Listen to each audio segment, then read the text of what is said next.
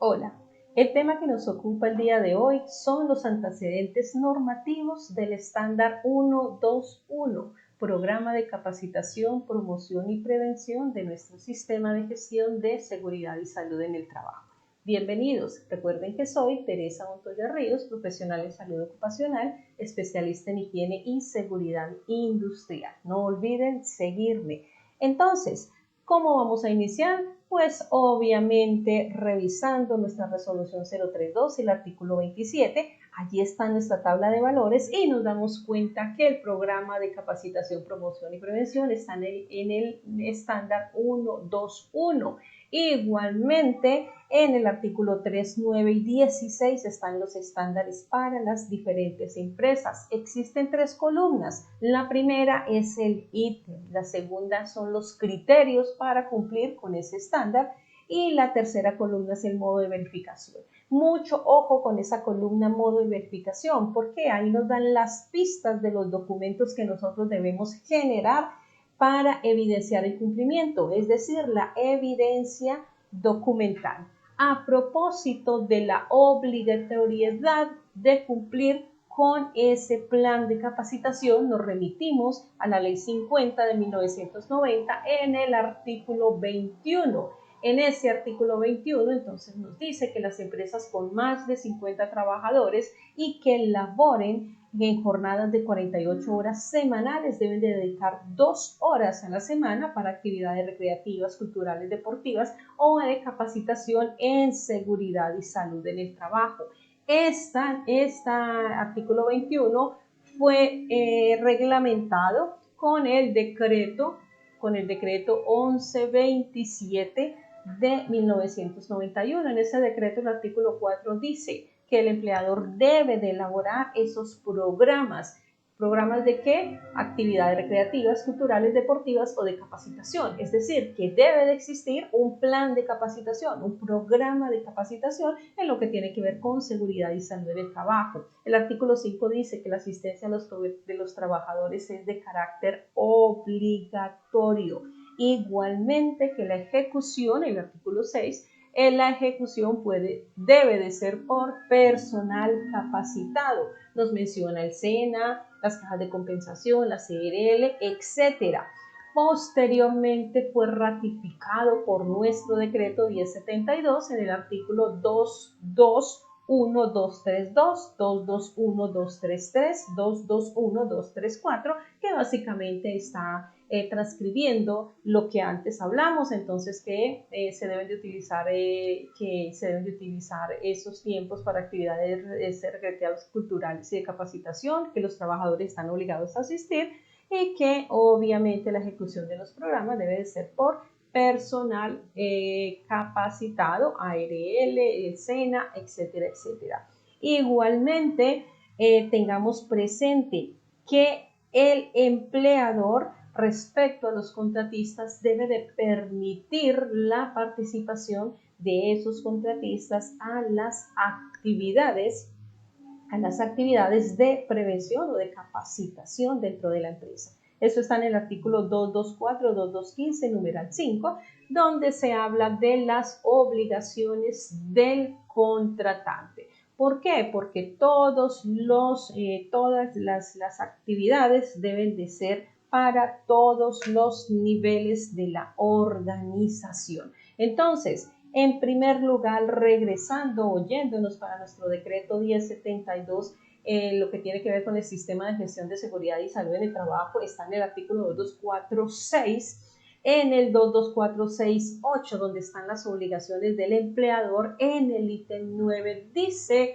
que se deben de adoptar las medidas eficaces que garanticen la participación de todos los trabajadores en todas las actividades, entre ellas la de capacitación. Entonces se debe garantizar la participación de los trabajadores en esas actividades de capacitación. Esas actividades básicamente que buscan que se aprenda a identificar peligros, a valorar los riesgos y obviamente establecer esas medidas de prevención y de control. Igualmente, respecto a cómo actuar en situaciones de emergencia. Entonces, Esa es lo que está respecto a la obligación del empleador. Vale la pena igualmente aclarar que es responsabilidad del trabajador participar, está en el artículo 2, 4, 6, 10 y 5, participar en las actividades de capacitación de seguridad y salud en el trabajo definido en el plan de capacitación.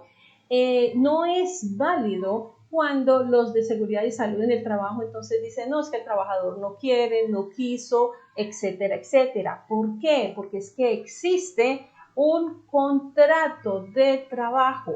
Y si nos vamos a la ley 50 de 1990, para que los elementos esenciales de un contrato de trabajo son: uno, que el trabajador presente su actividad en forma personal, su servicio en forma personal, y dos, que exista una continua subordinación y dependencia. ¿Qué quiere decir? Que está el jefe o el empleador, quien es el que le exige el cumplimiento de orden, y el trabajador, quien las debe de cumplir, ¿cierto? Igualmente se le pueden imponer la imposición de normas y reglamentos. Entonces, por eso no es válido decir que es que el trabajador no quiso, porque es obligatorio no solo asistir a las capacitaciones, sino cumplir con todos los requerimientos o todas las medidas que se dan en estas capacitaciones. Vamos a regresarnos entonces a nuestro decreto 1072 en el artículo 2, 4, 6, 11, que ahí es donde engloba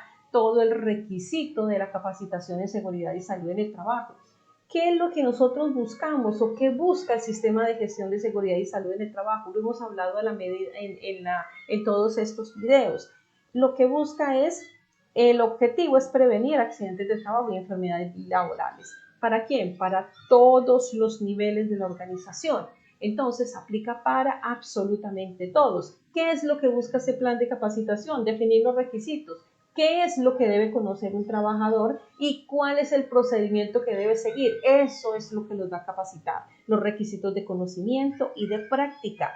Con ello emite unas disposiciones, emite unos reglamentos, unos procedimientos que se los da a conocer en estas capacitaciones para que ellos lo ejecuten en sus deberes o realizando sus actividades u obligaciones. ¿Para quién está dirigido ese plan de capacitación? Ya lo mencionamos, para todos los niveles de la organización. ¿Por quién va a ser impartido? Ya lo habíamos dicho, personal idóneo. Entonces puede ser personal contratado, cajas de compensación, ARL, SENA, etcétera.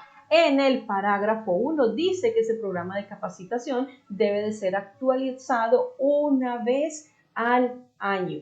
Ante todo, no olvidemos, ese plan de capacitación debe de estar documentado. Recordemos que si no hay documentación, no podemos cumplir con el estándar y es como si no hubiéramos hecho nada. Entonces, en el artículo 224.6.12, en el ítem 6, menciona que el programa de capacitación anual debe mantener disponible y debidamente actualizado, así como los soportes de inducción, reinducción y capacitaciones de los trabajadores, mira, todos, dependientes, contratistas, cooperados en misión, etcétera, todos los niveles de la organización. Del mismo modo, el artículo 224.6.13, cuando habla de la conservación de los documentos, menciona que se deben conservar por 20 años. Entre ellos está en el ítem 4, registro de las actividades de capacitación, formación y entrenamiento en seguridad y salud en el trabajo. No se nos puede olvidar en el artículo 224.6.28 que habla de por aquí está, de la contratación. En el numeral 4 menciona que durante todo el proceso contractual, todos los contratistas deben de estar capacitados respecto a la identificación de peligros, valoración de riesgos, establecer las medidas de prevención y control y también de cómo actuar en caso de emergencia. Así las cosas, no es solo para los trabajadores que pertenecen a la nómina de la empresa, sino para todos. Recordemos, un aspecto clave para evidenciar el cumplimiento del estándar. Estamos aquí, el aspecto clave es cumplir con ese requisito, con esa evidencia de cumplimiento. Ya habíamos dicho que está en el modo de verificación.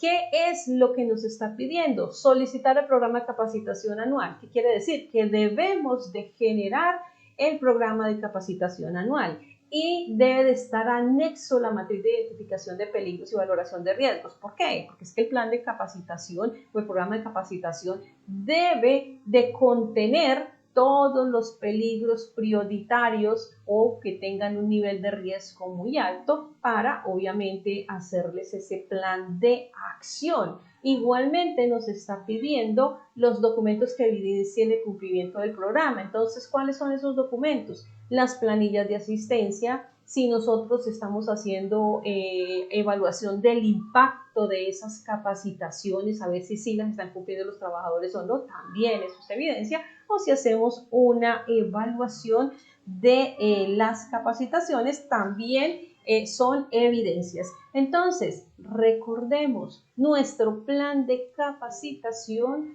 no busca únicamente dictar unas charlas de capacitación y para de contar. No, nosotros lo que buscamos es que los trabajadores partan de una incompetencia inconsciente donde ellos no saben que están actuando mal, no saben que están actuando de forma errónea, ellos dicen eso no pasa nada, etcétera, etcétera, a pasar a una incompetencia consciente, es decir, ellos se van a dar cuenta de que sí están actuando mal. Luego sigue la competencia consciente, donde ellos saben que están actuando mal, pero están implementando esas acciones para actuar de manera correcta hasta que llegan a la competencia inconsciente. Sencillamente actúan de forma correcta sin necesidad de hacer como mucho esfuerzo. Ya lo hacemos de manera inconsciente. Entonces, muchas gracias. No olviden seguirme y la próxima semana pues estaremos haciéndole seguimiento al estándar 122, inducción y reinducción. Hasta una próxima oportunidad. ¡Feliz día!